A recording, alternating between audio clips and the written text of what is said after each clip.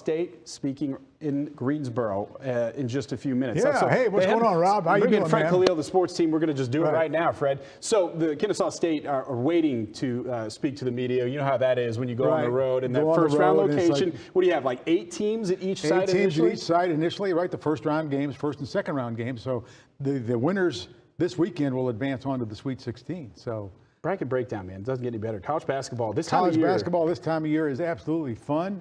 You know, we've been to some Final Fours. We've done some things like that. It's been a lot of fun doing college basketball. It's my favorite time of year. College basketball tournament time is my favorite time of year. I know football's king down here in UGA. Well, I love football back-to-back national championships, but where we're from in Indiana, you know that this is the time of the year. Kennesaw State, the only team representing Georgia in the men's basketball tournament this year.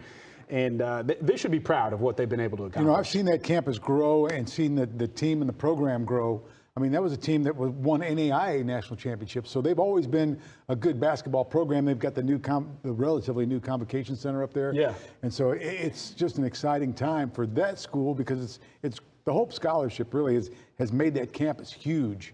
You know, there's like 30,000 kids. There's way more people there. If you're not familiar with Kennesaw State, you might underestimate the size of that school and the scope of the school and how many students actually attend that campus.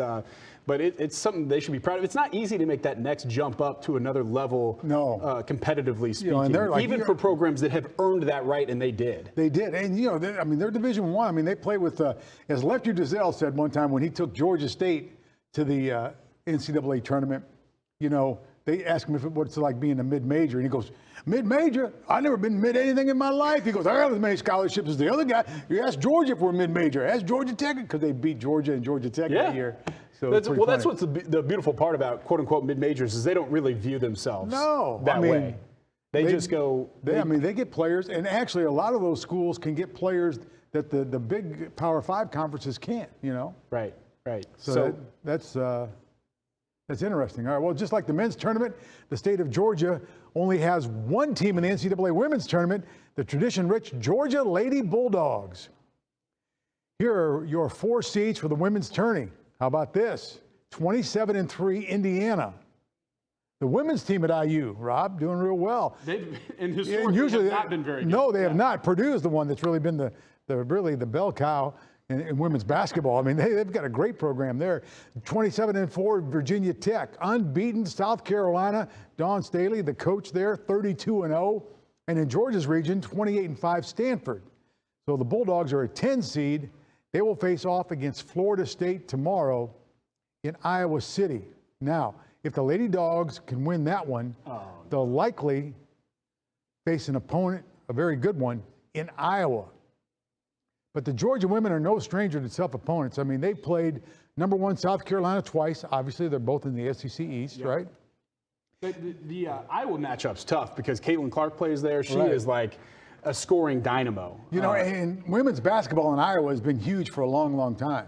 And she'll shoot it from anywhere, too, specifically. We're talking about Caitlin Clark. So Iowa would be a tough matchup. Of course, Georgia would be thrilled to win their first game against Florida State, too, in a 10-7 matchup against that would be Seminoles. Huge, you know. I mean, you got to start somewhere. You got to start somewhere, It's building blocks, and that's what, you know, if you're a fan of your team and you think that a national championship, men's or women's, is unrealistic, well, you build your program by winning the first-round game, a second-round game. You try to keep taking those steps forward. You want to get there, but then you want to do well when you get there, you know, because look what that does for recruiting. I mean, that's the name of the game. All eyes are on your program now. All, you know, you get TV people, everybody's going to be tuned in to watch your team. So that's the big deal. You know, I like that they've staggered a little bit the women's and men's tournaments, too. Yeah, that it gives an opportunity for more eyeballs, too. You know, the women's tournament starts Friday. Of course, the men's tournament starts in just about an hour and a half from now. Right. Well, it started Tuesday with those play-in games and stuff. What they call the real field of 64 has now decided. And, of course, the action really starts at noon. Sounds like we do have Kennesaw State coming to the podium. We will take them. What was that? The Owls. Up there talking right now. I mean, it's they're in Greensboro, and it's like they have the practices scheduled before and after potentially a press conference. So we have Amir Abdur-Rahim right here. Yeah, there he is right there. Coach is getting ready to go. Looks like he's waiting. Maybe the media was late to this because he looks like he's settled. Okay, Coach, whenever you're ready, opening comment, and then we'll take questions. Absolutely. Well, good morning, everybody. Appreciate you guys being here. We have a saying in our program, be where your feet are, and to be sitting here on a Thursday morning with an opportunity to play in one of the greatest tournaments in the world, man, I'm going to make sure not only myself but our team, we're going to be exactly where our feet are. With that being said, I'll go ahead and open it up for questions. Okay, raise your hand again. Let us get the handheld mic to you and let us know who you are, who you're with. First question, second row to our right. I wonder how you balance that. It's wonderful to be here. This is the greatest term in the world, but hey, we're here to do a job. Right. How do you balance that? How do you keep? Well, for us, another little saying we have in our program, for us, it's the same old boring habits, right? We try to teach life through this game of basketball. And I think the most successful people in the world, they have a balance about them that no matter how big of a stage it is, it's still the same old boring habits that prepare them for success. And so that's what we talked to our guys about this week. Guys, this group has played in games at Creighton, at Iowa State, at Florida, at Indiana. I could go on and on and on. And, the stage is a little bit bigger. The lights are a little bit brighter with, it being the best 68 teams in the country. But for us, we've been in this position before, and, we're just going to keep, trusting our same old boring habits, to lead us to success. Third row right in front of us. Yeah, Amir, you've coached and played at all different levels of college basketball. What do you learn with that kind of career that maybe not everyone else in your position would know? I think if you're intentional about what you do and you have a real reason for what you do, you learn that it's about the person, not the player. I think if you develop the person, all of these young men, my hope for them is that when they leave us and they go into whatever career field they choose, whether they play professional basketball, whether they become a CEO of a Fortune 500 company one day, whether they become an entrepreneur, that they know how to be professional. And what does that mean? It means being on time, respecting people's time. It means no matter what you do, you put your heart into it to give whether somebody the best service, the best product you can. I think so over the years, what I've learned, a guy can develop a jump shot, right? You can work, ad nauseum to create good mechanics for a jump shot. But for him to be confident to shoot that jump shot in the game and trust the work he's put in, he's got to be a strong person first. And that's what I've learned over the years. Front left. Coach Kaimalet, KSU Sentinel. We know you guys are undersized. Talk to me about how you contain a player like Jack Nunge, who can both be a force in the paint and score from outside the perimeter. Yeah, hey, look, Xavier is a really good team. All right, Coach Miller is one of the best coaches in the country, has been for a long time. When I was an assistant at Texas A&M, we competed against his teams at Arizona 2 straight years. And so, he's had guys like Nunge before, Hunter. I know Fremantle's out, it seems like, but he's always had really good players. But for us, again, Kai, go back, and we played at Indiana, right? We played at San Diego State, at Florida against Colin Castleton, and we played against some really good players this year. And for us, yeah, we may give up, a few inches in size. We got big hearts at Kennesaw State. We got real good fight at Kennesaw State. And so no matter what happens, our guys know, we're going to lay it on the line. And like the boys said before, our goal is to be the most connected team in the country. And so going up against a good team like Xavier, a good player like Nunge, it's nothing new to us, and so we're going to do it as a team. It's not going to be one guy that has the task of trying to slow him down. We've got to do it as a team. That's why we're here, because we were connected as a team.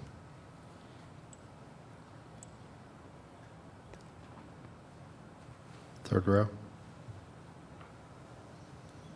Coach, I know you're well aware of how much your guys care about this. What was it like to sit in here and watch them up there and get reminded of what this kind of means to them? And that's the reward. right? The journey is the reward. I wasn't going to miss that part of it for anything. My SID, Mark Wasick, told me, hey, man, you can hang back here for a little while. You won't go on to 1035.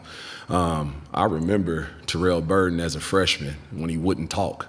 I could literally give him a play call, like, hey, man, this is what we're running. He's walking the ball up the court, and the other 4 guys are looking at him like, hey, man, what's the play call? And I'm like, real, you got to tell him the play call, right? To now, watching him, up here in these, in front of these bright lights, talking about him, his teammates in Kennesaw State basketball.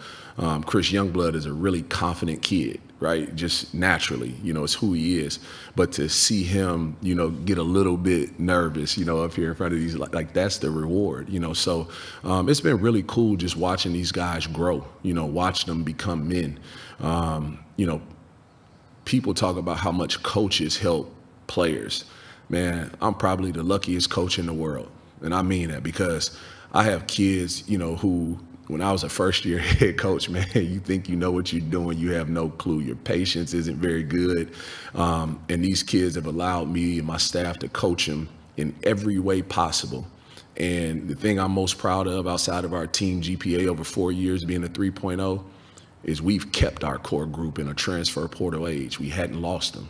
That's real relationships. And, to sit here and watch them is part of those real relationships.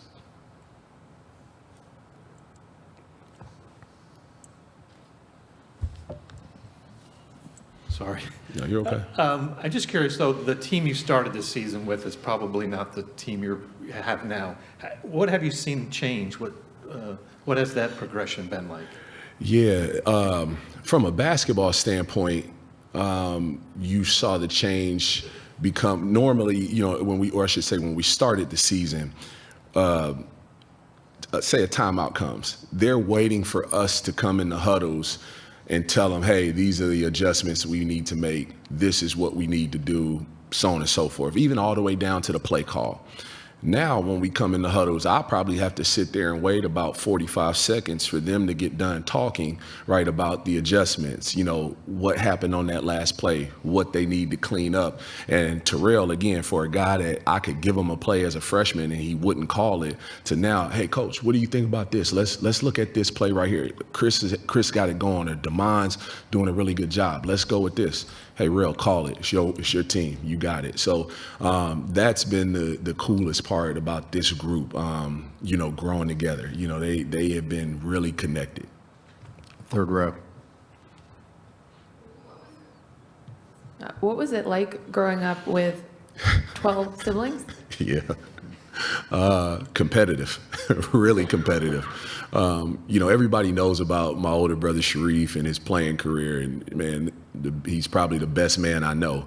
But I have 2 older sisters, Amina and Kadira, who Amina played college ball at Clark Atlanta University, basketball throughout high school, but ran track at UC Berkeley for a few years. And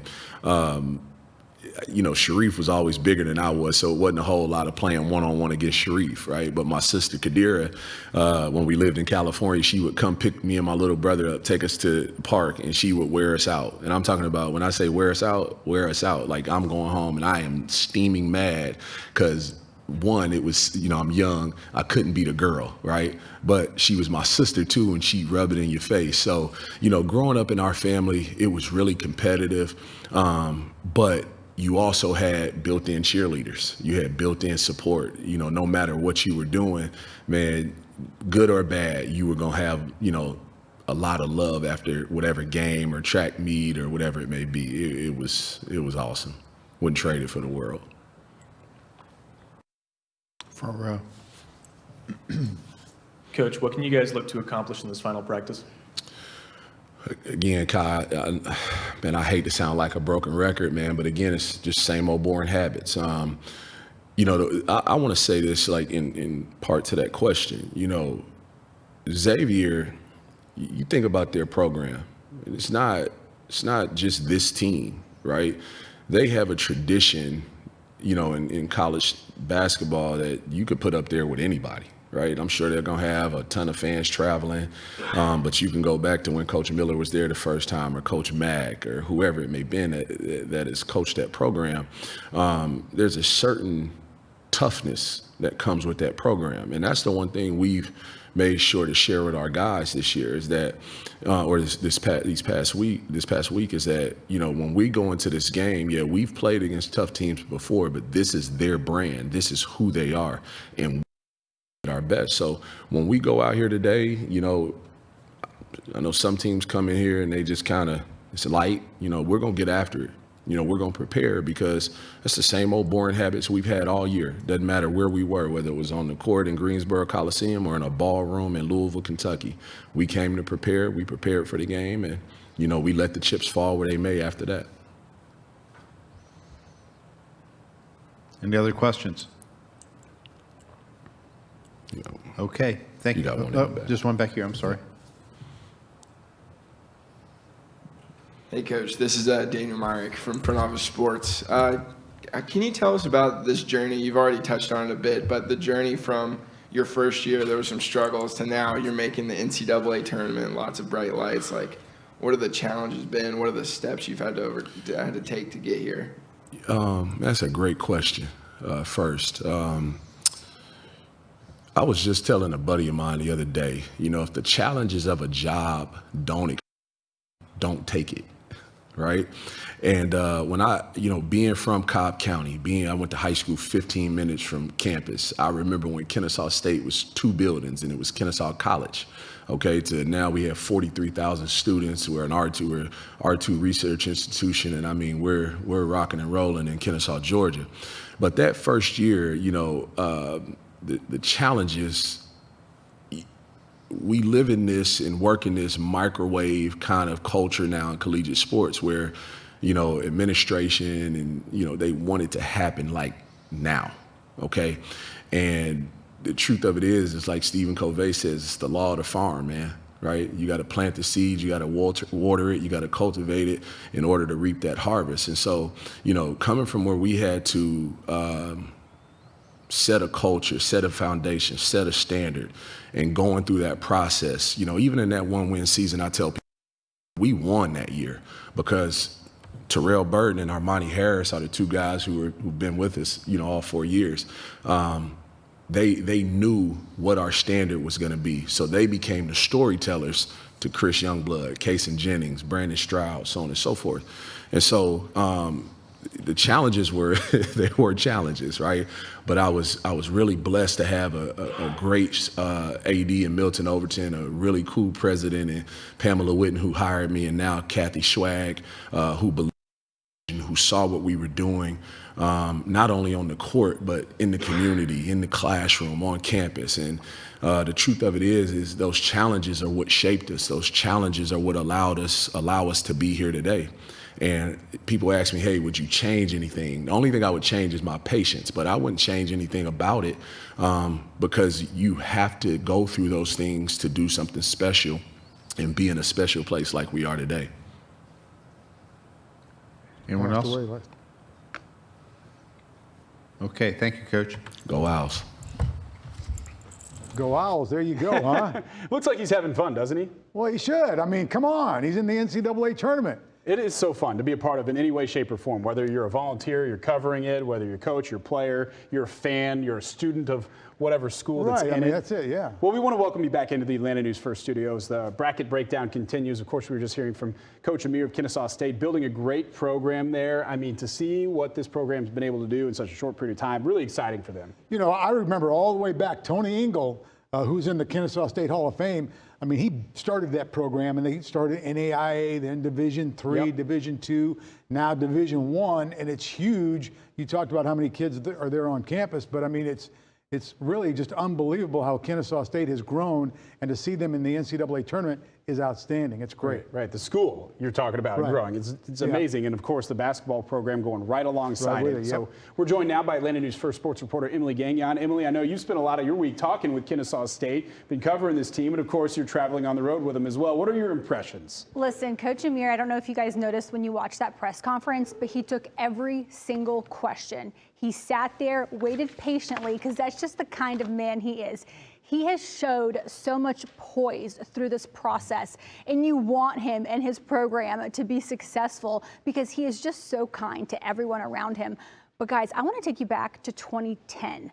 the NCAA tournament that year, guys, there was a school, Murray State, that beat Vanderbilt. He was an assistant on that team, and they put Murray State on the map. He told us this week that when that happened, enrollment went up at Murray State because of all of the exposure they got during the NCAA tournament.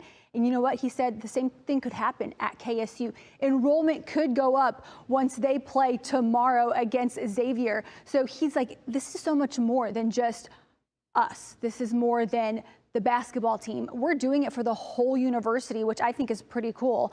Also, one thing to think about when you think of Coach Amir, he was also an assistant at Texas A&M from 2014 through 2018. Robin Fred, I got to tell you, 2 seasons while he was there, he took them to the Sweet 16. He helped take the Aggies to the Sweet 16. He has experience at this time of the year, and some of his assistants on his staff do as well. So while the players have never seen a stage like this before, coaches have, and you need that, guys. Yeah, Kennesaw State's played teams that are in this tournament. They're not going to be shocked by what they see in Xavier. Not that Xavier is not a good team, because they certainly Xavier are. Is a good team, yeah. But they know what they're up against in this tournament. Emily, we'll check back in with you. Of course, speaking of Kennesaw State's in the bottom half. This is the Midwest region. This is the Midwest region. Sorry, different region. One. But we want to start with the Midwest region. This, of course, is the top half. You'll notice that we don't have all 16 teams I love the North up here. Northern Kentucky, that's suburban Cincinnati. Well, that's suburban Cincinnati, so they have some players, obviously, and because they've been to the tournament with before. this team as well, because Purdue has played them, and they played a very tough game against Purdue. So you know what? It would come tournament time. My favorite coaches have always said, every team belongs in that tournament. Right. You're playing a good team, whether you know a lot about them, you know a lot about their program or not. So it doesn't matter if you've got a Power 5 program's players who don't know anything about Northern Kentucky. Right. There's good players on this basketball team. I can guarantee you that. Yeah. So speaking of Houston and Northern Kentucky, which is our first game in the top half of the Midwest region, we want to hear now from Coach Kelvin Sampson, the head coach of Houston. There's a lot of things about basketball that's very subjective, and there's a lot of things that's very objective. For instance, if I were taking a test and they were true and false, or multiple choice and they had 3 answers, well, I can study and give you the answer. But in subjective, it's totally how you see it or how would you react to it, and that's how they play. They're very subjective with their defense. It's a matchup, switching, stripping, grabbing, turn you over. They force you to play in a way you haven't seen before. It doesn't matter who plays against them. You're going to have possessions where you look lost because they don't do anything that has anything to do with the plays or sets or actions that we've run this year. It's concepts. To hear the respect that coaches have for opposing teams. Exactly. But the players are in la-la land a lot of times, and they don't take their coach's message seriously. No, they don't. We previously didn't have any precedent for a 116 upset. We now have that, so it is possible. You can't just chalk your number ones. You got to like Houston's chances regardless. No doubt. Kelvin Sampson has done a great job all the way back to Washington State. He did a great job at Indiana and was let go for violations that are really no longer violations. True. So think about that. Think of what he did at Indiana. He had them back. He kind of put them back on the map a little bit. But you got Houston, Northern. This 8-9s are always good because they're going to be close, right? These are the fun games of the first round, right? These are the games where, if you tune in and you see a 20-point game in the first half, we'll flip the channel and go watch an 8-9 game. Those are always competitive. Of course, an SEC matchup against the Big Ten. Iowa doesn't play defense at all. They have a good offense. We'll see what Auburn's able to do against them. Drake, right here. Look out for Drake, all right? The Drake Bulldogs. They're a mid-major. They've been in the tournament before. Look out for the Drake Bulldogs. And if you don't know much about college basketball or the bracket or whatever, a 12 seed almost always beats a 5 seed. So you have 4 of those matchups every single year. You can bank on a 12 seed upsetting a 5. We've seen even years where it's been 3 12 seeds upsetting a 5. So always pick at least one of those in your bracket. And this is my favorite, as you mentioned. The Drake's a 3-point shooting basketball team.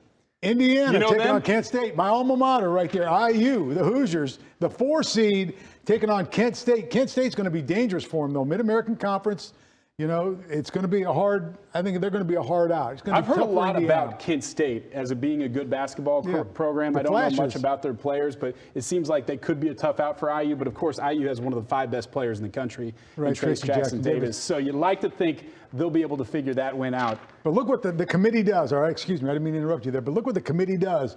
Kelvin Sampson, right, let go at Indiana for violations that are no longer violations. They're trying to get them down to the bracket, so they'll meet Indiana, right? So they want that Houston, Indiana. They want the drama. Emily, I'm sure you've heard a little bit of IU talk from your guy, Fred. Just a bit. What are your impressions of this region?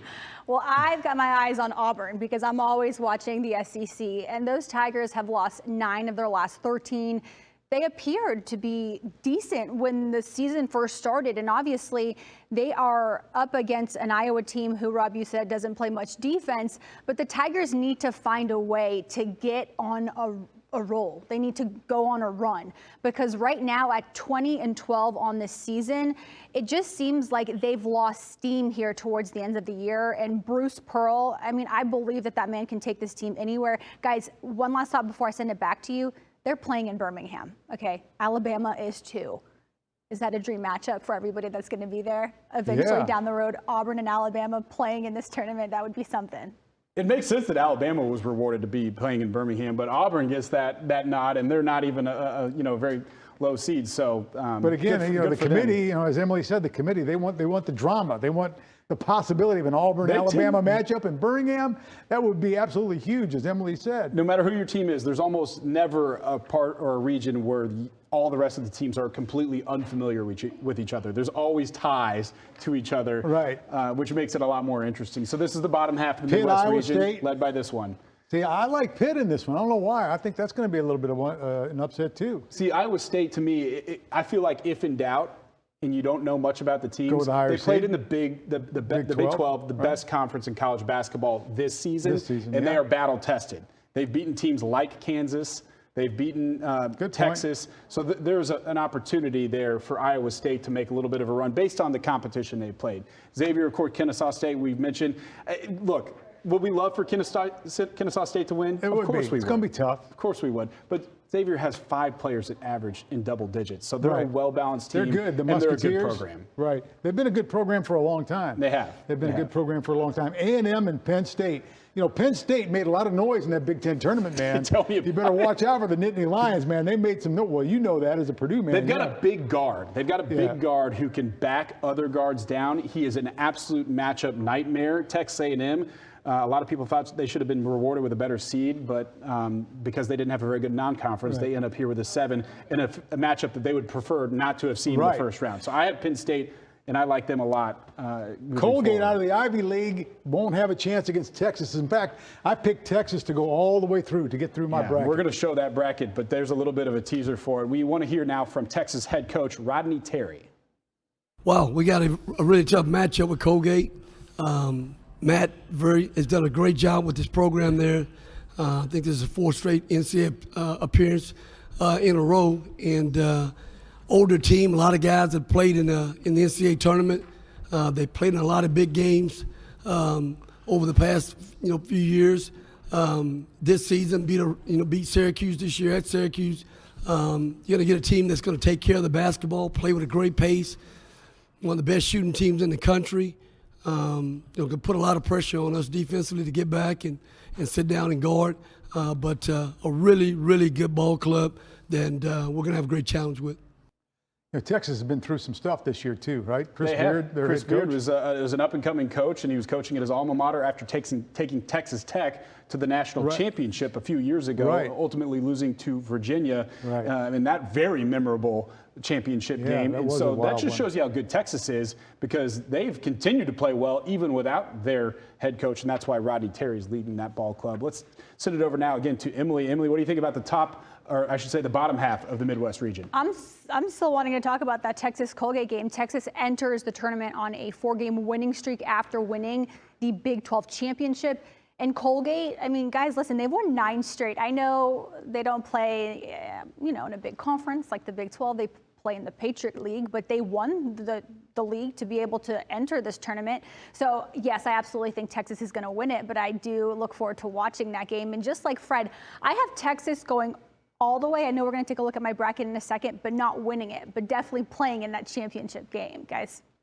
Looking forward to that. Texas is a really tough team. They are. They rank well by most analytics, both offensively and defensively. And if you're balanced in that way come March, it's usually a sign of future tournament success. Well, I just think that they're hot now, and they're going to get on a run. And once you're hot in the tournament, anything can happen. When you embarrass Kansas, I know it was a neutral site game, but they embarrassed Kansas in the Big 12 championship in the conference tournament, and that was an impressive performance. You can beat Kansas like that, you can beat any team. If you're playing well, I mean, it's in any sport, right? If you're playing well when the playoffs roll around, or when the tournament rolls around, you should be good.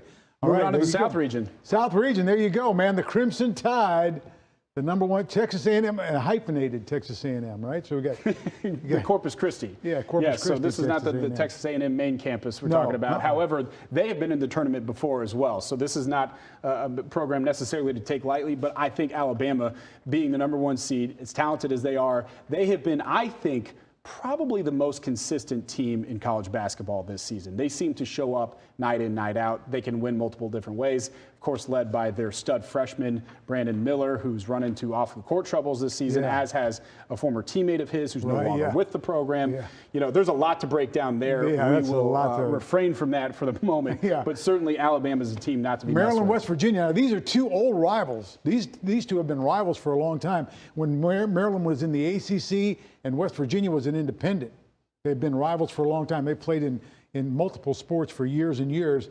So now the Terps are, of course, in the Big Ten. I don't know why. And then West Virginia. I really don't. I don't know why Maryland is in the Big Ten. They've assimilated nicely. They seem to fit with the Big Ten despite their location. Right? Like Rutgers. 100%. Rutgers is in the Big Ten because they're close to New York. Right? West Virginia, the boys from Morgantown, I think, Huggy Bear. There's nothing he hasn't seen in the tournament, right? Nothing he hasn't done either. So, yeah, I think West Virginia beats Maryland there. San Diego State, Charleston in there. What do you think? There's another 5-12 matchup for you. Yeah, this is interesting. So San Diego State, they're known for their just smothering defense, and they're led by a bunch of upperclassmen. When you think of that style and that ability to play the way they play defensively with upperclassmen, seem to like their chances. Again, you always kind of circle these 5-12 matchups and really try to identify which 12 seed you think can upset a 5 seed. This is not one of them. I don't think this is the one. That's not one of them. I don't. And that's no shot at Charleston, who's a talented mid-major ball club, I should say. Virginia, I think they're going to play well. I get them going pretty good too. They're kind of the same thing applies here as San Diego State. They just play that just smothering brand of defensive basketball. Well, you know, and of course their coach was part of a mid-major Cinderella story in a run, you know, as they were going through. So Furman has, by the way, not been in the tournament, I believe, in some 43 years either. Big. So cool for them to be there. Paladins don't necessarily like their chances. Emily, how do you see any of this top half of the South region shaking out? Well, you know I'm going with Bama right there at the top. It's their tournament to lose, if you ask me. And what I find interesting about Brandon Miller is the fact that despite the off-the-court issues he's had, he hasn't let it affect his play on the court. It just seems like he keeps coming back stronger and stronger. Alabama is, in a way, lucky that they're playing in Birmingham to start this thing off, because I hear everywhere they go on the road, they get taunted, because it's especially easy to taunt them given the situation with the off-the-court issues they've had. And a lot of it is directed towards Brandon Miller. So, right now, I do think they'll survive, definitely survive in Birmingham. And guys, I want to leave you with this thought. I was out to dinner a couple nights ago, and a man was talking to me about getting tickets to go watch Alabama because he's such a big Bama fan. And he's like, in football, I wouldn't even care because this is like a yearly occurrence for us. But in basketball, this might never happen again. So Alabama, do the most that you can this year, because it's true. You might not be back on the stage for a while.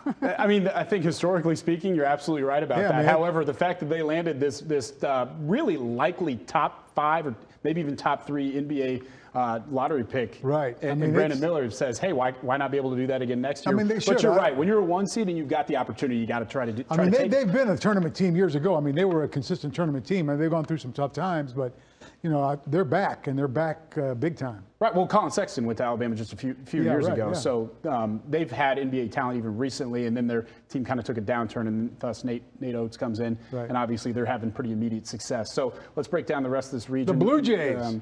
Yeah, Creighton and NC State. So this is one of those teams where, same deal, when you look at the analytics, they do well both offensively and defensively. So this is a talented and balanced team.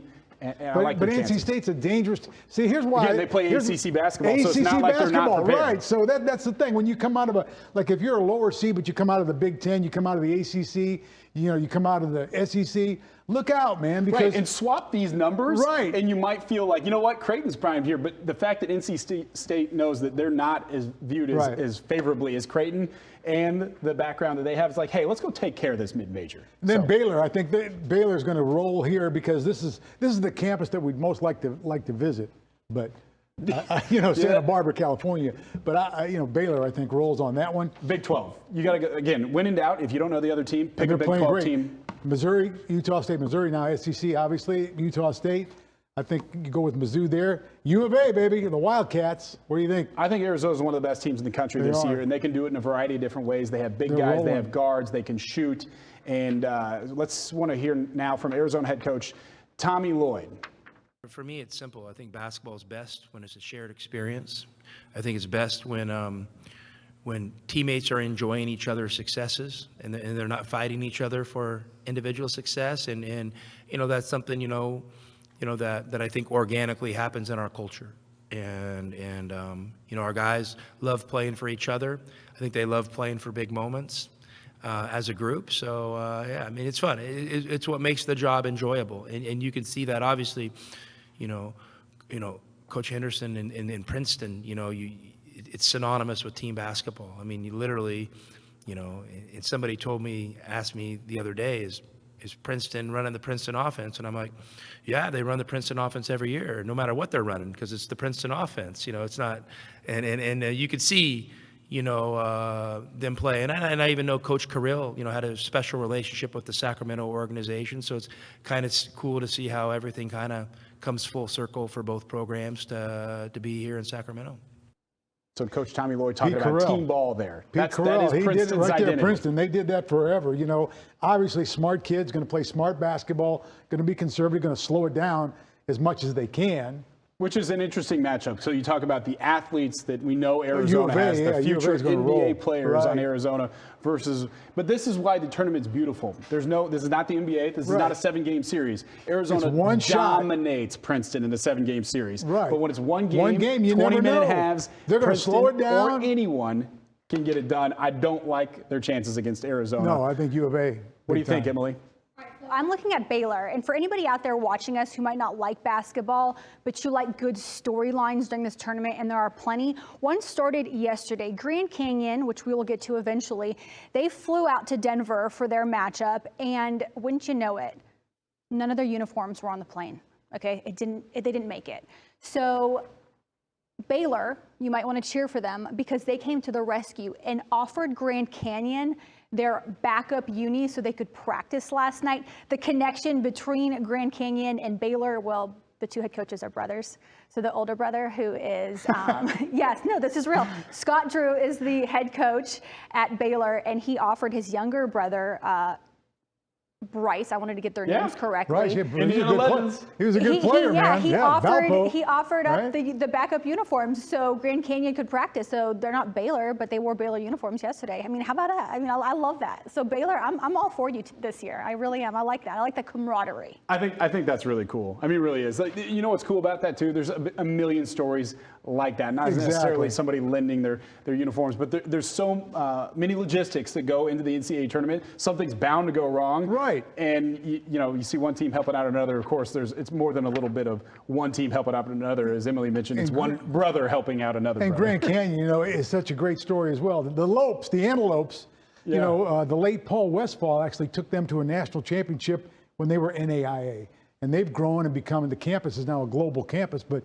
it's literally just like a square block, a couple of square blocks in Northwest Phoenix. So we'll be rooting for Grand Canyon, but also for Baylor because of what Emily said. That's a fun story between brothers there. All right, here you go. East Region, man. Your boys right there. This Purdue is graduate. the team everybody's been waiting to talk about. No, Oh, that's yeah. That's the team I've been waiting to talk about. I'm a Boilermaker. I'm a Purdue grad.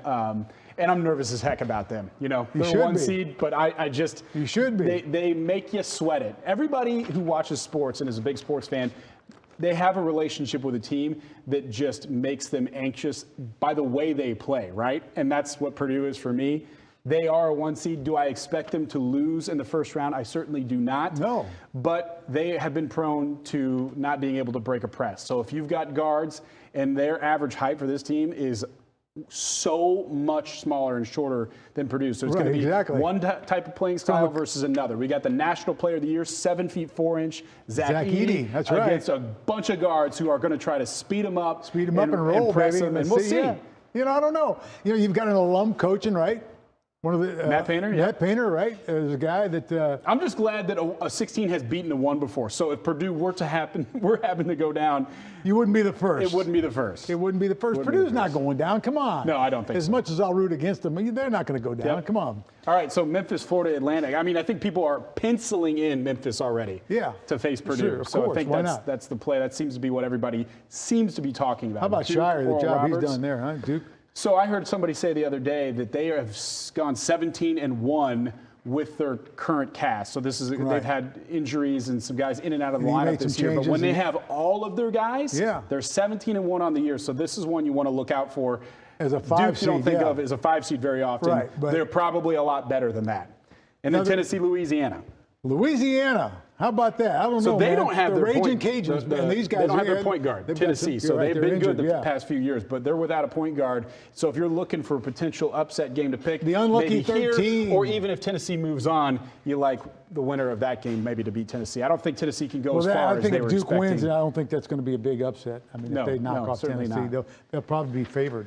Okay, what do we think about the East Region top half? Let's get it over to Emily Gagnon. Emily, what's your breakdown of this one? All right, Rob, I'm glad you mentioned how Tennessee's offense might not be on fire, but their defense is destructive. Okay. They're allowing about 57 points per game, 4th best in the country. So if you like defensive basketball games, that game is all yours because the Vols have one of the best defenses, if not the best in the country. That's what they're known for right now. Yes, their offense doesn't match their defense. So if you want to see a lot of shooting, that's not the game for you.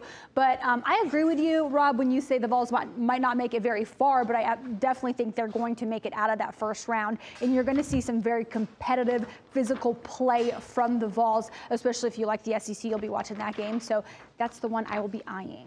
Okay, all right. I did not know that necessarily about Tennessee's defense. And I think if you play to that level defensively this time of year, even if your offense isn't there, you have a better chance than the reverse. When the offense is there, that can happen game to game and then not show up. But the defense always shows up. You know, I'm an Indiana grad, so and when I covered Indiana for those years, you traveled with them, and Bob Knight, when Bob Knight was the coach, I mean, it was theater. I mean, it was must see theater. Yep. And they traveled, and there was a UNLV team, in about the time you were born. The Running Rebels? UNLV was really good, and they would score over 100 points a game. Yep. And somebody asked Bob Knight, about they don't play any defense. He goes, what? I mean, UNLV was, they called it 60 minutes or 40 minutes of hell. Yep. I mean, they met you at the gate, man. I mean, and they played great. And UNLV did it with a lot of defense, and I see that a lot here. And that's the beautiful thing about the NCAA tournament. You can win in a variety of different ways, and we get to see that play out game after game. We're in the East region, the bottom half. Kentucky Providence. So this is a team that probably hasn't lived up to what Kentucky's been able to do over the past 10 to 15 years under John Cal, but certainly there's players on this team. Well, yeah, I mean, but they've got a lot of one and done, so they've got roster turnover every year. And Cal, I give him credit. I don't know how he gets the guys. We don't probably want to know how he gets the guys, but they got players, man. They're going to win. You're probably right about that as well. There's some consistency here with Providence as well. They play together offensively. So that'll be an interesting matchup. That could be another close one that'll be fun to watch in the first round. Kansas State, Montana State. Again, rule of Big 12 applies for me. If in doubt, you want to go Big 12 this year. This is the best conference in college basketball. You don't know who's playing. Pick the team that's from the Big 12. The Bobcats from Bozeman, Montana. All due respect to Bozeman, which is a beautiful place to visit. I don't think so. Going with Kansas State. Michigan State, USC. This one, I like this one right here. Look at this. It's a 7-10. Is this the Rose Bowl or is this? That's right. 7-10. Well, Michigan State wouldn't be there. 7-10. I'm serious. Well, come on. They've been there before. Come on, even recently. They have been. Okay. A lot more recent than Indiana, that's for sure. All right. Michigan State, Southern Cal. Michigan State had an early exit in the Big Ten tournament. They are going to be fired up. They had plenty of rest. I expect them to course correct there under Tom Izzo, legendary coach. Marquette, Vermont. This team ran away in their conference towards the end of the year, and impressively so, because they have UConn. They have some other good ball clubs that they play as a part of their conference, and they were able to win it. So a huge deal for Vermont to be there. That's big for them. Yes. Vermont has been there recently too. Purdue narrowly beat a Vermont team just a couple of years ago, and that was after they had already won a tournament game.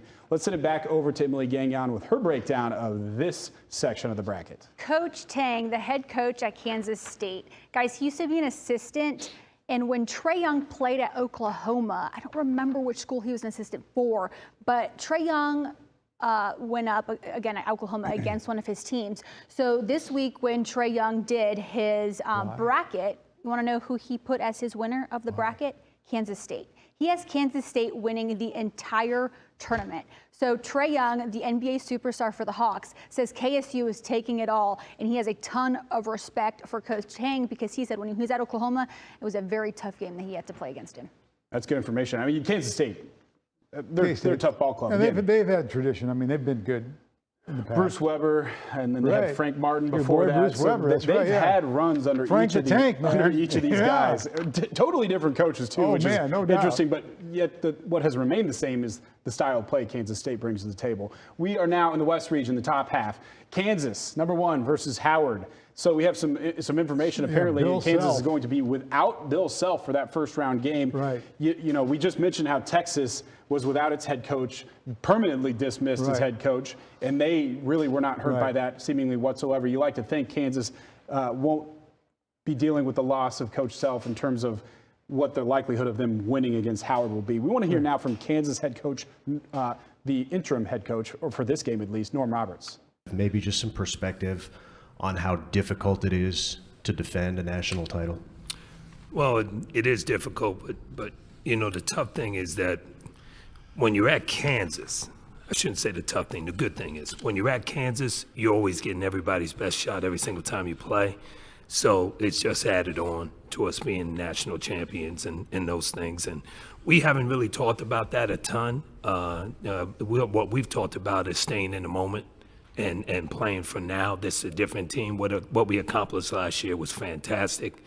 We enjoy it. We're honored by it, but we also understand it's a whole new situation.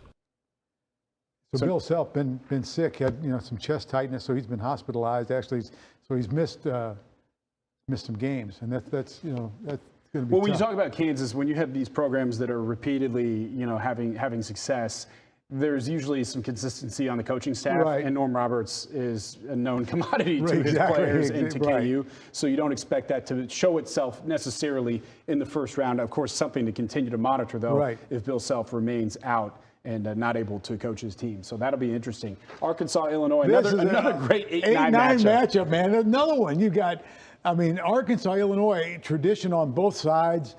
Arkansas this year, not great, but we'll see what happens. Illinois. So there's talent on both of these teams, but they were inconsistent in what that ends up happening from that. You ended the 8-9, but they're both more talented than those seeds suggest, which could present a little bit of a pain in the neck for Kansas in the second round. St. Mary's back in it. VCU, a big win to get in it the other night. So these are two mid-major programs we're used to seeing in the tournament as well, which is super exciting. And St. Mary's getting a 5 seed. So they're starting to earn the respect and not just Gonzaga out of their conference. They're starting to earn that as well. The West Coast Conference out there. You talk about UConn in it, the 4 seed, man. So the Huskies are back. Iona? Rick Pitino action there. That's interesting as well. UConn, they started off the season on fire. There's another one of those teams that looked really good, kind of out of nowhere. They were unranked, and they end up at one point being in the top 5 and considered for being the #1 ranked team in the country. They've kind of course corrected, though, because it looked worse than a 4 seed shortly after that hot stretch to start. Let's turn it over to Emily Gagnon now with her breakdown. Emily, what do you like about this? All right, so first of all, Coach Tang was at Baylor when Trae Young was playing at Oklahoma. I wanted to clear that up really quickly. And now he's the head coach at Kansas State. Guys, I'm going with KU, and it's because of Bill Self. Before I was here in Atlanta, I actually covered Kansas State and Kansas, along with Wichita State. There is no coach that you want to be around more than Bill Self. During media days, he would come and sit down with you and eat lunch with you. This man is top notch. Players love him. I hate the fact that he's not with his team right now, but obviously health is more important. He has been discharged from the hospital. He had a minor little heart operation. He was supposed to rejoin his team. He was supposed to rejoin the Jayhawks this week. I don't know if he has done that yet, but obviously taking care of his heart health is much more important. At 60 years old with a very high stress job, you would imagine that these things happen. Hopefully he can, get back with his team, but definitely Kansas for me, it's a team that's going to go deep. And hey, when was the last time a team tried, or not tried, but when's the last time a team went back to back in the tournament? Do you guys remember? Florida, 06, Florida, 07. yeah. Yep. Was it 06, 07? 06, 07. Yeah. So Kansas right now is trying to be the next team to do it. That'd be good company. And I think that Florida team gets left out of a lot of one discussions. of those championship games was here in Atlanta at the Georgia Dome. Al Horford, is that familiar to anybody in Atlanta too? Yeah, so that team and Joakim Noah, Corey Brewer, they had a lot of NBA talent on those Florida teams. That is what it requires to go back to back. KU has they lost their best or their leading scorer off last year's team, but then they've replaced him with a guy who averaged 11 last year. Now he averages 20 this year. That's what those elite programs do, and when they rebuild. So we're in the West Region. Bobby Hurley. We're talking about intensity. The Sun Devils in the NCAA tournament as an 11 seed taking on the Horned Frogs. How about the year that TCU has had both football and basketball? Yeah. Huh? That school, a lot of publicity. Was that just an opportunity to get in a shot at the TCU football program based on what the Bulldogs did to them in No, that national not championship? Not at all. No, man. All right, fair enough. Hey, they got there, didn't they? They have one of the most impressive wins I've seen all season, by the way. They absolutely killed Kansas in Allen Fieldhouse, and that just doesn't happen. Yeah. So if you're looking for the top end of what a team can be at their best, that has a high ceiling right there. When you do that to KU on the road, that's impressive. Arizona stuff. State, nothing to lose. Bobby Hurley, they're going to let it rip. Yep. The Zags, always there. They are, and they have, they've been there. They've been in the Final Four. They obviously went to the national championship against Baylor, and Drew Timmy's still there, and he's averaging 20 a game. He is a total threat on the inside. It'll be interesting Drew to see. Timme, he's kind of the Stetson Bennett of college basketball. It feels, how old is this guy? I know, man. I think Drew Timme's been there for. Check his birth certificate. What's going on here? Look out, Northwestern Boise State, the Broncos. This is an interesting team. Just again, Big Ten knowledge coming into play here for me, since this Big Ten is my country. They have a couple senior guards, and one of them is like a 6-year senior guard, thanks to that COVID year. So when you got 23 and 24-year-old guards leading your team in the NCAA tournament this time of year, you tend to have a lot of experience. That's what Northwestern has. And then we have UCLA, UNC Asheville. Yeah, that's an easy one for UCLA. That's a walk right there. Yeah. Well, let's turn it over to Mick Cronin, head coach of UCLA. We've got some veterans. That helps us. They know when to, they know how to lead is the best way to say it. So then the young guys know, they understand, hey, we've worked hard and you want to enjoy this, but we're here for a reason. Everything we do at UCLA is to prepare for this tournament. Doesn't mean the regular season doesn't matter. Having 29 wins and having the most wins of any Power 6 team is a heck of an accomplishment. But we prepare for this tournament. So, but part of it, look, these guys, they got to have fun. This is the time of their life. But they understand. This is the time of all of our lives, let's be honest. It's the best time of the year. It's Christmas all over again. Listen, the coach there talking about his veterans, but I want to talk about a rookie. His freshman center is dealing with some shoulder soreness. So we don't know if UCLA will actually play the kid during their first round game, and they think they're going to rest him because why not rest him just a little bit and take some possible pain away from him and maybe let him heal a little bit more since they are heavily favored in their first round game. And, with the 2 seed, you would hope to see them go far in the tournament. So I say rest the rookie, okay? Keep him for the games that like truly, truly matter. Shoulder soreness. Does that mean to say? No, no. Shoulder soreness is no joke, all right? Take it from the old man here. Well, you talk about shooting motion, too. Yeah, I mean, even if it's your off shoulder, truly, that's you got it. Yeah. Take it from. Come on, this guy. I'm telling you. Okay, this guy. Listen to me. Interestingly, each of the last 2 years, we've seen a 15 seed do the impossible, knock off a 2 seed in the first round. That didn't happen very frequently, but again, each of the last 2 years, we have an example of that. In the history of the NCAA tournament, it has never happened 3 years in a row. But there's a first time for everything. Atlanta News first assignment editor, college basketball superfan, Michigan State guy, Josh Morgan is here. Josh, which double-digit seed do you think could shock the world this year? Well, first of all, was Fred talking junk about Michigan State before we even got to picking the brackets? No, I said Tom Izzo. I like Michigan State. Okay, all right, Fred. I said it was a football You and I have matchup. gone back and forth a little bit. Okay, all right. Indiana, they're a football school, right, Fred? Oh, yeah, right, yeah. Here we go. This is what the people of Metro Atlanta tuned in to see, a little bit Big Ten trash talk. But you know what? There's plenty of Big Ten alumni in Metro Atlanta, so I know that we're not alone. Yeah. All right, so the double-digit seeds are the best part of March Madness, right? Yeah. Every year there's something. There is a big win. There is something that goes on that you look at your bracket, you say, there's no way that's the one I'm picking, and that's the one that comes in. This year, and Rob, we were talking about it a little, before the show started, there seems like a ton of first-round opportunities where these double-digit seeds can get in and win a game, but when I was trying to find the one that I thought would win multiple games or maybe making a run to Elite Eight or something like that, like a St. Peter's, I just couldn't seem to find it. So I picked out 3, and I know you like one of them specifically, and we'll get to that team in a second. But the first one is Drake. The first one's Kent State. Let's start with Kent State, 13 seed. And they're playing your Hoosiers, Fred. But I think Kent State is a really, really good basketball team. Out of the MAC, the season record, you can see it there, 28-6, 15-3 in the MAC. Net 15-9, not bad for a team that had to win. They did have to win their conference tournament to get in. Key games. Usually when you put up key games, you talk about wins, and you see the Toledo win there, which was in the MAC championship. But look at those other 2. I put losses on there, but I put them on there for a reason. Houston, a number 1 seed, 49-44. So they can get ugly. Now, with a number 1 seed, with a number 1 overall seed, not a number 1 overall seed, but one of the top seeds in the tournament, they are able to hang. They hung with Gonzaga, 73-66. I like Kent State. I think they've got a lot of firepower on offense. You can see that 93 points against Toledo. Watch out, Hoosiers. Watch out, Fred. They got to come to play. Trace Jackson Davis better come to play, or they could be in a little bit of trouble. Let's move on to the next one. Here's Drake. You are going to have competing styles with Drake and Miami. 27-7, 15-5, net ranking of 55. A couple key wins over tournament teams. Okay, so you've got Louisiana 76-64 over Mississippi State, and then over Bradley, not in the tournament, but they beat Bradley twice, including in the conference championship. They play Miami. Miami has been a really good team. In fact, there are a lot of people picking Miami to go a long way in this tournament. If you remember a while back, Miami was the catalyst for Loyola Chicago to make their run.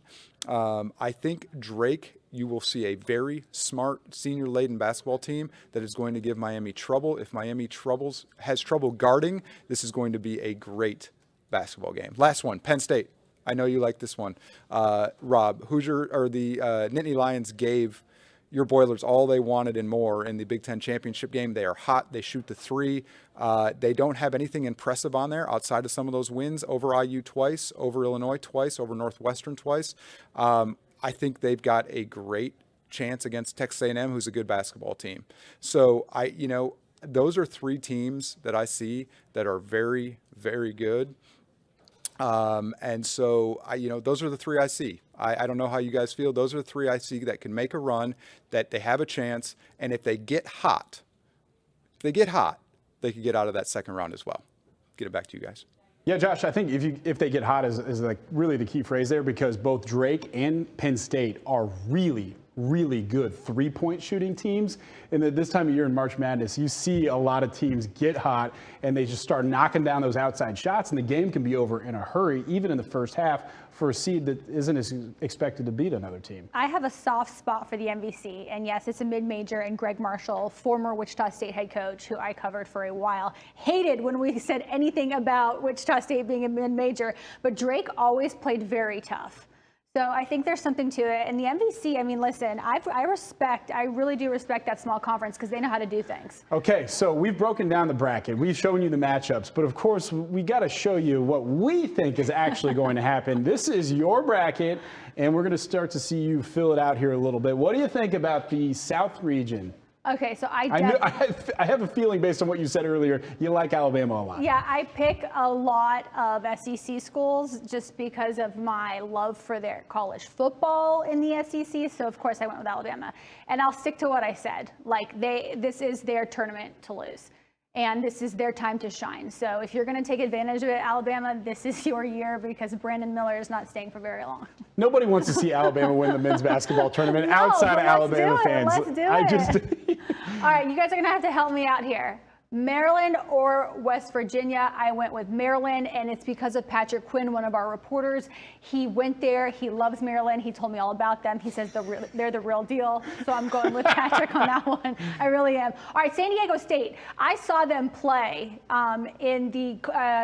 during their conference tournament, and I really liked how physical they were. So I went with them simply because I just thought if they can play that physical, then they're my kind of team. Virginia, I'm definitely going Virginia over Furman. So that's what that looks like on the South region. So that gets you to the Sweet 16 round. So what do you think about Alabama over Maryland? I presume that's the case based on what you've been saying. Yeah, so definitely Alabama. That's where I'm going with that one. And then that's a really tough. Whoa. That would be really impressive of Baylor. What do you think? I am. No, you know what's interesting, though, out of 4 or 5 seeds, you don't see that a ton. They're the two teams based on seed you expect to see at that round, and you don't see 4 versus 5 a whole lot. You really don't. But it would be a good matchup because it's pretty equal, right? Right, and a lot of defense. Correct. If you like defense, that's the game for you. Yep. And then I have Alabama going all the way, guys. Yep. So let's just keep it going with Alabama. That takes the suspense out of whoever you pick to face Alabama. I know. So, well, seriously. All right, let's move it along here. Creighton, North Carolina State. I think I went North Carolina State here. And I think a lot of people thought I was crazy, but I just they're an ACC team, man. Correct, and I also think that they have some experience at this time of the year. You hear about them in the tournament quite often. All right, then I'm going to go Baylor because I respect the Big 12. You wore your neon that Baylor rocks from time to time, too. That's right, and I covered Big 12 basketball. That is big man ball, so I believe in the Big 12 a lot of time at this time. Yep, at this time of the year. And you play Kansas, you play these teams, and Texas this year. That's really surprised a lot of people. So I think that Baylor can make a deep run.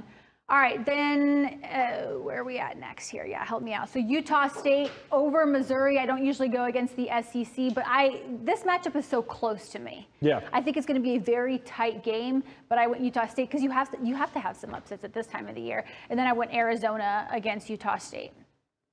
All right, so then I have Baylor continuing on. And then Arizona, I believe, is what I picked. Little chalk there. Yep. That's all right. And those are both really good basketball teams. Yep, a 3-2 matchup here again. All right, so that's what the bottom of my South region looks like right there. All right, East region. Just because of you. Just put them in all the way. No, I'm just kidding. No, not all the way. Oh, my goodness. Nope, I didn't do it. Purdue, though. And then Memphis. I really I've loved Memphis basketball forever. Let's see, Duke. And then Tennessee. Louisiana. Yep. Yeah. So you're going with the defense there. Tennessee, even without their guy. I was warned by my photographer, end. Lee Smith, to not believe in Tennessee, though he went to Alabama and is a huge Alabama fan, so he's got some issues Seems a little slanted. But he does not think that they are consistent enough when it comes to offense. Kind of, you alluded to that, but definitely their defense is what I believe in. All right, let's move along. Purdue. And then I believe I picked Duke, if I remember. Oh, I picked Tennessee. Guys, I don't even remember what I picked. I did well, this is the beautiful thing. You know what's funny about that? That's the beautiful thing about the bracket, right? This is not, everybody else is doing the same thing. And what my bracket is here that we're going to talk about in a little bit, I think I've changed 5 times since then. Well, I want to say it's because, again, Lee Smith, he had me double think. Like, he really had me thinking on this matchup. This was the one that he was like, don't do it. Don't have Tennessee move on. But I obviously put them, and I think it's a lot of my SEC love there. All right, let's keep it going here. All right, East region bottom. Let's just run through this. Kentucky, definitely Kansas State. Though Providence plays some very tough basketball, and they have seen a lot of tournaments, so there's efficient offensively. There is some experience there. All right, then Michigan State. Okay, USC. Guys, shout out to Chris Kapko. He's an assistant there. I actually went to school with him, and he was a basketball player at USF when I was there. So I'm very proud of that man. Yes, now we're really moving. Not as pragmatic, though. We're just going with the relationship there. And you're like, yes, oh, well, you know what? I like my guy, so we're moving him across. That's right. See, I'm very loyal, Chris. USC. So Kansas State, USC right there. Okay. Let's keep it so going. not as chalk. There. Well, I know. 3, see, look, that's rough, right?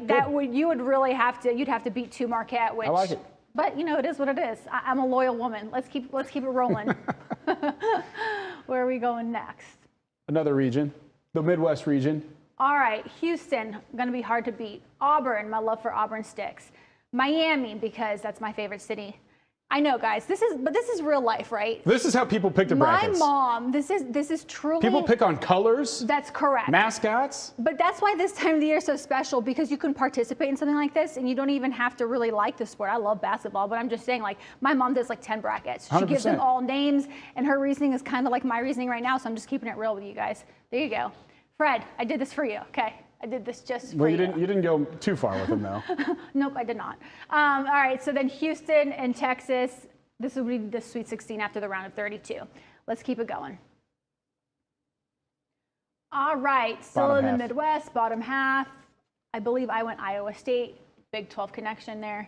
Yep, yes, I'm sorry, Kennesaw State. I just don't think you're big enough. But I do think you're a fun team to cover, and I really like the players. Hopefully a fun game. Though. I do think they'll be able to hang for a while. But I think it'll be a fun game. Yes, but I definitely think the size is going to be the biggest thing. Yep. Let's keep it moving. Texas A&M for sure, and then Texas.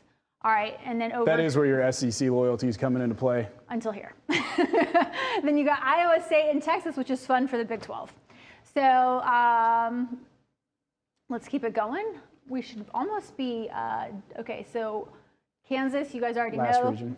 Arkansas, I believe I went, okay, VCU and UConn.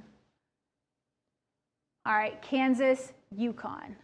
And I was told to go with UConn because UConn beat Alabama. Were they one of the teams to beat Alabama this year? And that's why I was told you definitely want to go UConn. UConn has some good wins just in general. Yep. They played some non-conference opponents. That was my reasoning to go with UConn all the way to the Sweet 16, simply because if you're able to beat Alabama this year, that means you're a darn good basketball team. All right, let's keep it rolling. We should be, all right. This is just the bottom half of the last region. I would say TCU, Gonzaga, yep, Northwestern, UCLA, Gonzaga, UCLA. 3-2. Checks out. I feel like I'm very basic in this little matchup right here. You know, recently, if you've gone chalk and you've gone chalk all the way through your bracket, you've had a pretty good bracket. So no one can blame you for that. All right. Let's keep it going. All right. So here's my Elite Eight. You got Alabama, Baylor, Purdue, Kansas State, Houston, Texas, Kansas, Gonzaga. All right. Alabama and Kansas State. The SEC connection, and because I used to cover KSU. Those are the two best conferences. I say the Big 12 has been the best conference. I think the SEC has been narrowly behind. I like that they won their conference championship, and then, I mean, Kansas, I mean, I love that we have a potential rematch here, yes. Because these teams have played each other now. They played each other 3 times already. That's right. They played each other for Why not one more time? I would love to make see it really that. count. That right? would be intense. So, Alabama, Texas is what I have in my championship game, and then I am going with Bama to take the whole thing. I think Alabama's been the most consistent basketball team all through the year when a lot of teams were not consistent, including the other #1 seeds, Kansas. And they score. Alabama, like their average, like 80 plus They get on points. the boards, they score, Yes. they can play up tempo, they can slow it down, they can ISO ball with their stud freshmen. They can do a lot. Alabama will be tough to beat. I like your bracket. I like your bracket. I disagree with you on some stuff. Familiar? Well, you know, I had a. We'll get to that. But if you know, we've been talking a little bit about Purdue. I had to pick with. Yes. I picked with my heart a little bit, but they're a 1 seed. So, okay, should we move on to another bracket, Emily? I know you. Don't you have somewhere to be? I do. I do have somewhere to be. I am hitting the road to Greensboro to cover KSU here in a second. But you know who's here for us always is Josh Morgan, I liked his breakdown earlier. I know, our expert of everything having to do with anything good in sports. I mean, this man knows it all. Josh, talk to me. All right, so you're way too kind. I do like your bracket. I think it looks good. We've got the same champion, so we're on the same page. But you and I are usually on the same page, Em.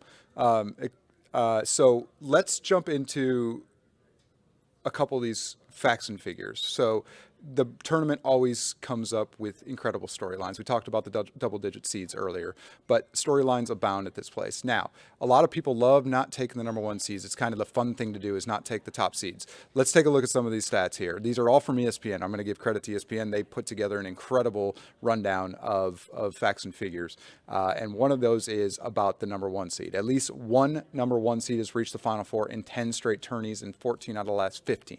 So I know our news director here, Kim Saxon, has actually picked all the 3 seeds into the Final Four. So she is going against the grain there. So while it's fun to pick the upset, don't forget that the number 1 seeds are usually there. Who's not there? A 6 seed. So if you love the 6 seed, apparently that's not the right spot to be. It's been 31 years since the last time a number 6 seed has made the Final Four. I don't know why. That makes no sense. There's been worse seeds.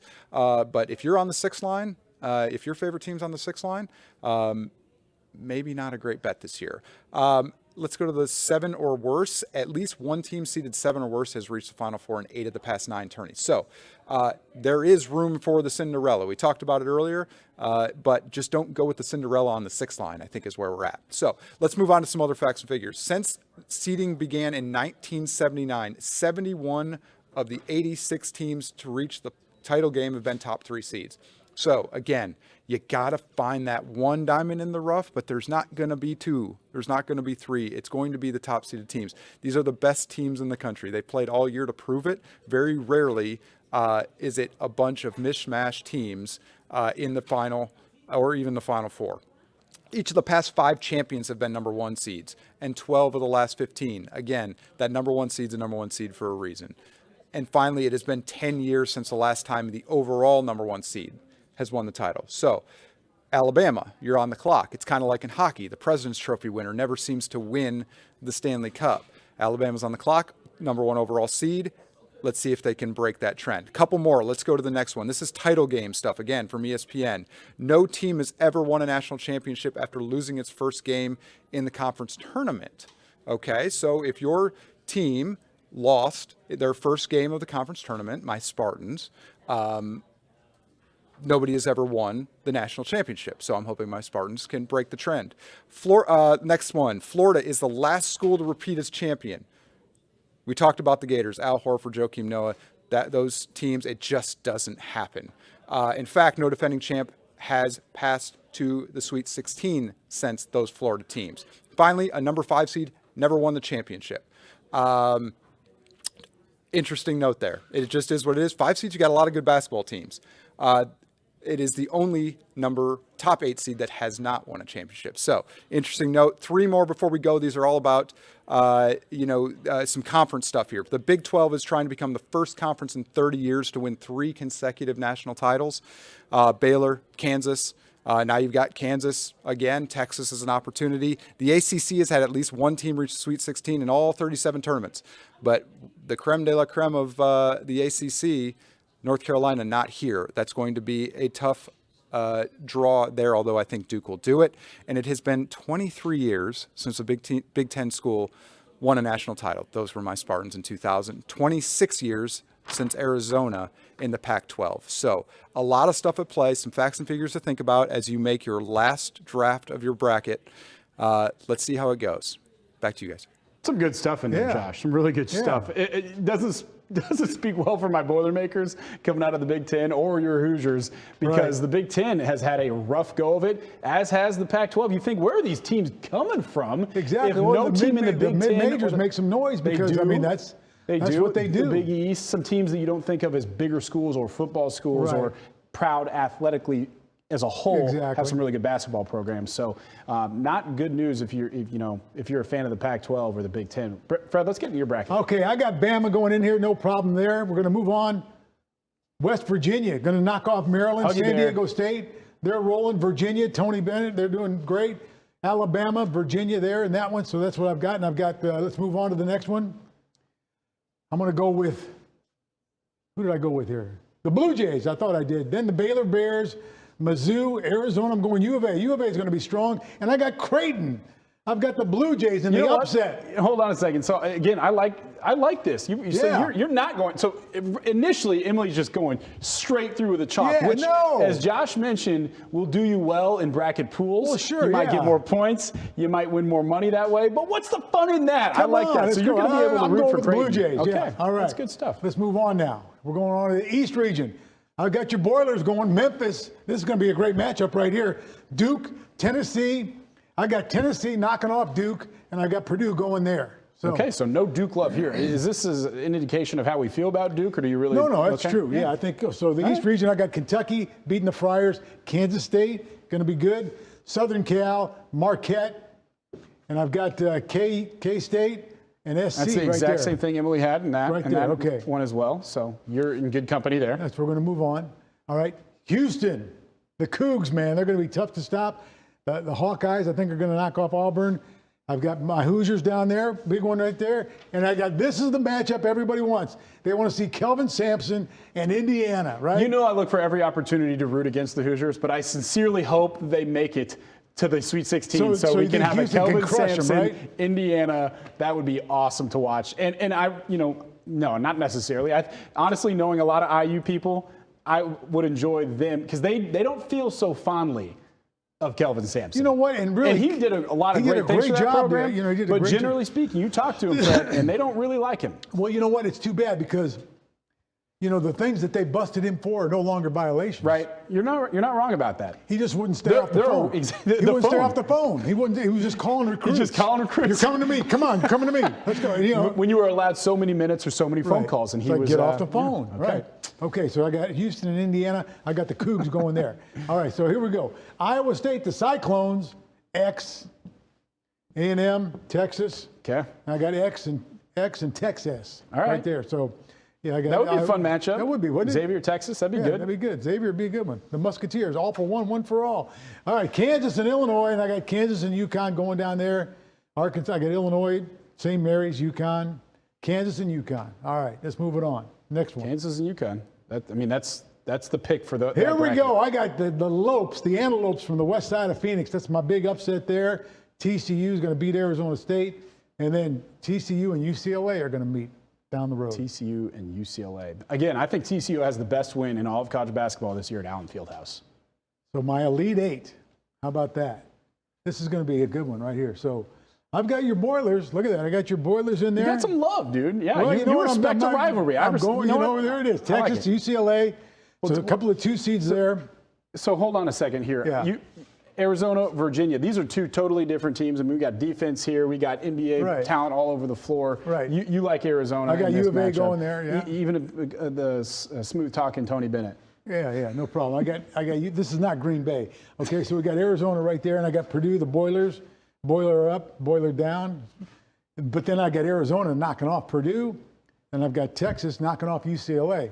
UCLA, they're back. They've been back, but they're one win away against Arizona being a 1 seed as well. Right, exactly, so you look at really when you get to this level, 2-1, 2-2, that's all meaningless. These are all that's why I got the Cats going that have been in the top 10 all season long. So this is not a surprise, even though you only have one seed in there. And I think a lot of people, even though I'm a Purdue guy, would disagree with them being the only 1 seed in the Final Four.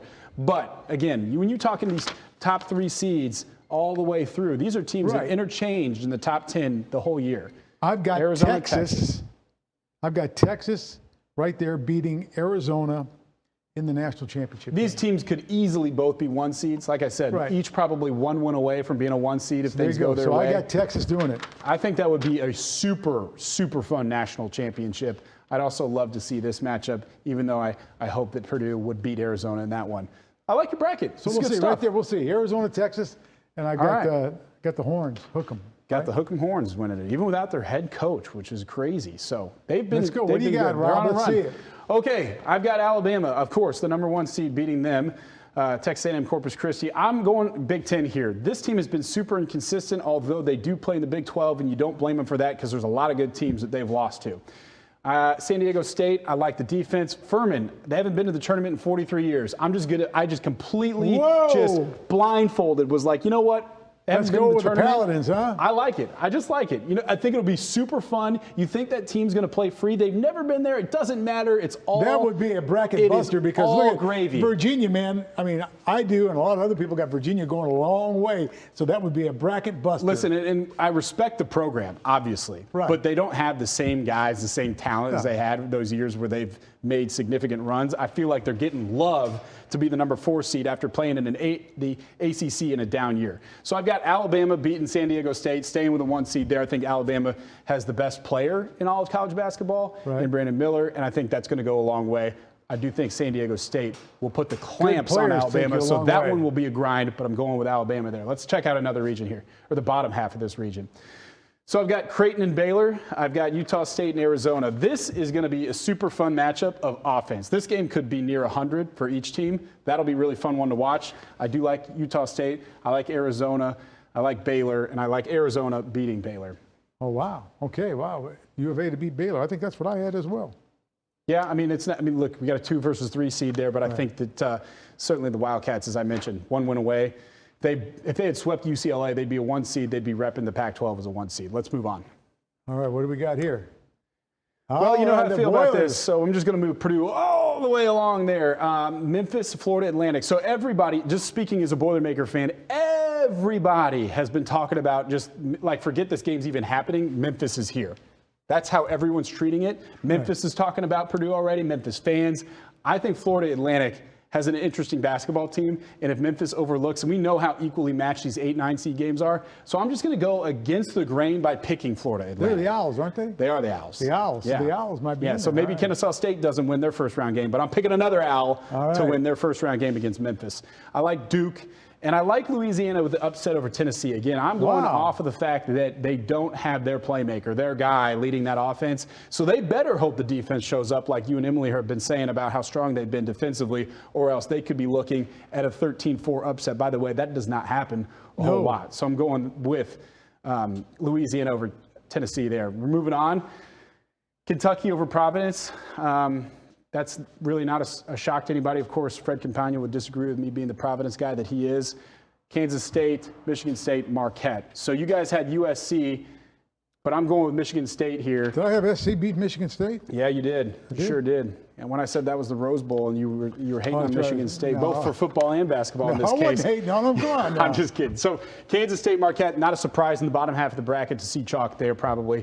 2 versus 3. Marquette and Kansas State. Let's move on to another region.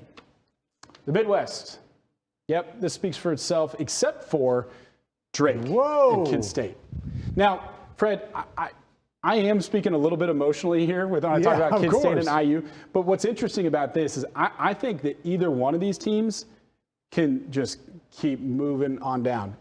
This is my favorite part of the bracket, is the top half of the Midwest, of the entire bracket. I think this is going to be super fascinating to watch. A lot of people have their eyes on both of these teams.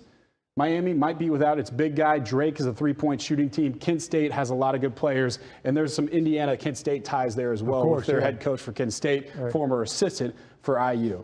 So I've got a 12-13 matchup there. Do the stats say that that's likely to happen? No, they do not. We'll see. Looking forward to both this 5-12 and this 4-13 matchup. I've got Houston beating Drake. I don't have Drake continuing on into the Elite Eight. Let's move on to the bottom half of the Midwest. Here we go. When in doubt, go Big 12. That's my theory this year. Iowa State to move on to face Xavier against Kennesaw State. We love you, Owls. Xavier's too complete of a ball club. This is another team I really like, Penn State. Well, I mean, they got on a heater, man. I mean, they were rolling there before they ran into your boys. They were, they've been hot. They've been hot. Yeah. They've got a lead guard. He's a 6'4", 215-pound guy that will start out around the three-point line, can shoot it, by the way, and then he'll turn around and he'll back you down. In fact, they've termed it in the Big Ten booty ball. Hey, they don't like the booty ball from the guard because there's no rule in college basketball that says you can't back a guy down for 15 seconds. They don't allow that in the NBA. So thus the booty ball has been. Well, I mean, in the NBA, that's because it slowed everything down. Right. So they don't allow that in the NBA. There's, it would be a violation to be camped out in the lane, backing a guy down long. And they allowed it in college. He takes advantage of that. So I like Penn State to beat Texas. This is going to be another fun game matchup if this happens. Because a lot of people pick Texas. You pick Texas to win the whole thing. I did. This wouldn't surprise me in Penn State winning. It also wouldn't surprise me to see Texas win the entire thing like you had them. Well, there we go. This is my bracket, not yours. So it makes it fun. That's exactly right. Let's move it on to the next one. Okay, we have Coach Micah Shrewsbury, who's the head coach of Penn State. We want to listen into him for a second. Just seeing everybody really rally around this team. And once I got here, my main goal was to just put a team together that Penn State would be proud of. And, I think what this group does in the classroom, in the community, and on the court, I hope all Penn Staters are proud of this group because it is a group that's easy to root for and rally behind. I don't know what to expect tomorrow. And that, that'll be a surprise for us all. But the one thing about Penn Staters is they're everywhere. So I'm sure there's a good group here that's coming to support us, and we need it. We'll need and can't wait to hear every bit of support. By the way, Micah Shrewsbury is Jaylen Brown's guy. So a Wheeler guy and Jaylen Brown. He was an assistant coach under Brad Stevens at Butler, both for Matt Painter at Purdue, and then an assistant for the Boston Celtics before now eventually being the head coach of Penn State. If they weren't facing Texas, I think a lot of people would have them going further than they do. But, of course, Texas is really good. Brad Stevens, I mean, you talk about how he got there to where he is now, the Bulldogs. He's not even coaching anymore. He's just that high up. He's an exec for the Boston Celtics. Yeah, I mean, that's what you can do. Legends are born in March Madness. So we'll move on to the West region. This is pretty standard. I've got Kansas and UConn. So I think you and Emily both had that one. Arkansas over Illinois in 8-9 matchup I find very fascinating. 8-9s are always interesting, but Arkansas, despite their lack of three-point shooting, has a ton of 4- and 5-star recruits and really heralded players. St. Mary's and UConn, 4-5 matchup. You got St. Mary's beating VCU, huh? I do, yeah. I think St. Mary's beat Gonzaga this year. I don't know what VCU's resume is. I doubt it stacks up with a win over Gonzaga. Kansas, UConn. Well, they are the 5 seeds, so they should win. We'll move on to the Elite Eight. Oh, I'm sorry. We have the bottom half of the West region. TCU, Gonzaga, UCLA, Northwestern. So this is 2, 3, 6, 7. This is all chalk. UCLA, Gonzaga. I do want to talk about that in a second, but we'll show the Elite Eight. I do have Gonzaga moving on over UCLA. So here it is. A 1, a 2, a 1, a 3, a 1, a 6, and a 1 and a 3. So I have all 4 1 seeds going to the Elite Eight. So good. You do have Arizona going. Arizona against your Boilers, huh? So we got the That's exactly what I got. So our Final Four. I have Arizona beating Alabama. If we get this in the Elite Eight, Alabama, Arizona, that's going to be super fascinating. Alabama plays with a tenacity and ability on the boards. As mentioned, they have the 6'9" freshman and Brandon Miller. But these guys have the athletes to stack up with Alabama. Would love to see an Elite Eight matchup between those two teams. I've got Purdue. Those are my guys. Nobody has a 7'4" center in college basketball. You never see that. He's the consensus National Player of the Year. And I just think this is Purdue's year to get to the Final Four. Now, I've picked them further than that, but pick them to get to the Final Four for me. Why not? So there you go. This is a region I was totally lost on. But again, when in doubt, pick the Big 12. That's my theory this year. That's what I'm going with. Well, so I have a Big 12 matchup in the Final Four. Kansas going back to it. I have Purdue beating Kansas. Purdue is my national champ. That might be a little bit hopeful, but I think their goal is to make it to the Final Four. If they could get to the Final Four this year, guys, it'd be a huge wish you the best of luck for us Purdue fans. Yeah, so we do wish you the best of luck there. So we'll see what happens, right? Okay, so we don't want you to forget, we have a ton of college basketball on our air. First round coverage begins in just a few minutes. On Atlanta News First, these are the matchups you can watch. West Virginia, Maryland. We've got Texas A&M Corpus Christi versus Alabama right after that. So all of you Alabama fans in the metro Atlanta area will be able to watch your Crimson Tide. Oral Roberts versus Duke, that's at 7:10 later. And then we have, this is tomorrow as well. So USC, Michigan State, Vermont, Marquette, Providence, Kentucky, Montana State, Kansas State. Look at that, 8 games. Now that is just on CBS. I know, because there are games all over the platforms, different platforms. So it's going to be interesting. All right. So what do you think, man?